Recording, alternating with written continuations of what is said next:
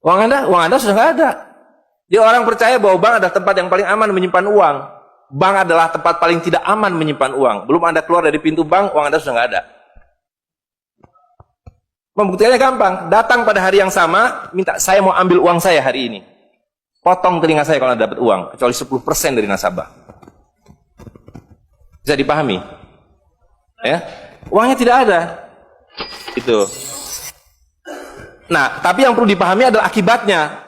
Kalau kita tadi punya uang 100.000, di sini ada satu handphone, maka berapa harga handphone ini? Ceteris paribus kata ekonom. Maka harga handphone ini ada 100.000, ya kan? Tapi ketika ini digelembungkan menjadi 2 juta, sementara sumber daya alamnya tetap, berapa harga handphone ini? Menjadi 2 juta. Dan itu mereka bilang inflasi. Jadi inflasi adalah kebohongan. Lihat ya, dulu ketika Republik Indonesia didirikan, uang yang pertama dicetak adalah 1 sen, paling besar 100 rupiah. 600 rupiah. Uang 1.000 pernah didesain tapi tidak dicetak karena terlalu besar.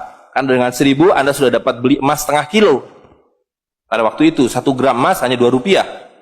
Dan mereka berjanji, jangan khawatir, setiap rupiah saya jamin dengan 1,5 gram emas. Sampai sekarang itu berlaku undang-undang tahun 46. Nah tapi lihat, karena uang kertas itu sihir, dicetak makin banyak, nilainya merosot. Bebeknya mah tetap, cengkehnya tetap, palanya tetap, tapi nilai uangnya yang merosot. Maka mulai tahun 52, ini pertama kali by the way, ini Bank Indonesia baru muncul tahun 52. Bank Sentral Republik Indonesia itu bukan Bank Indonesia, dulu namanya BNI 46. Tapi Belanda tidak mau. You mau merdeka, you mesti nurut saya. Hentikan BNI 46, ganti dengan bank saya, The Jeffers Bank, menjadi Bank Indonesia. Dan hentikan uang Republik Indonesia, ganti dengan uang saya, Guilders, yang kemudian berubah menjadi uang Bank Indonesia. Oke. Nah, begitu muncul tahun 52, rupiah sudah mulai tidak laku. Dibikinlah uang 1.000 rupiah. Ringkas cerita, tahun 57, uang 1.000 sudah mulai tidak laku. Dibuatlah 2.500 rupiah. Dibuatlah uang 5.000, pertama kali muncul 64, uang 10.000 rupiah. Pak Karno bilang kita sudah terlalu miskin. Maka uang 1.000 digunduli menjadi 1 rupiah, yang disebut senering. Tapi tidak lama kemudian muncul lagi. Karena uang kertas adalah penipuan. Worthless. No value.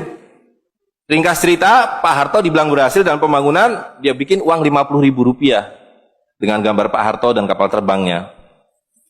Tapi inilah ilusi yang lain, inilah sihir yang lain. Semakin besar uang Anda bukan semakin kaya. Semakin uang besar Anda berarti semakin miskin. Bisa diikuti?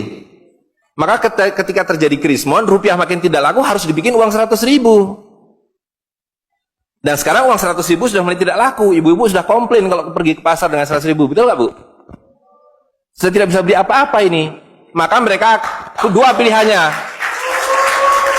Pilihan pertama adalah mereka akan mencetak uang 200.000, 500.000. Tapi tidak mungkin. Komputer sudah nggak bisa menghitung. Kalkulator nggak bisa menghitung. Hang. Terlalu banyak nolnya. Pilihan kedua adalah digunduli nolnya. Redenominasi. Jadi redenominasi itu bukan untuk mengatasi inflasi, tapi untuk menutupi inflasi. Jadi itu adalah pengelabuan di atas pengelabuan, di atas pengelabuan, di atas pengelabuan. Gitu. Ya. Jadi secara real, uang 100.000 ini dulu ketika Pak Harto masih berkuasa, menjelang jatuh itu, kalau dibelikan telur, dapat 50 kilo. Masih ada yang ingat gak, Bu? Kali ibu-ibu ingat pasti. 1 kilo telur harganya 2.000 rupiah.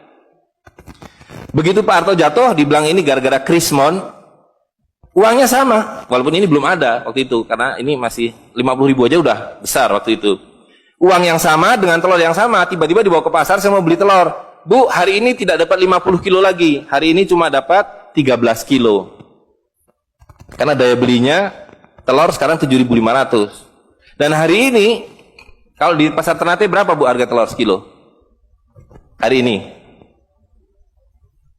Di Jakarta 20.000. Dan telurnya sama, 1 kilo itu isinya 16 butir, 17 butir, 18 butir, uangnya sama. Tapi hari ini kalau dibelikan telur hanya dapat 5 kilo. Kemana yang 45 kilo? Itu yang mereka rampok.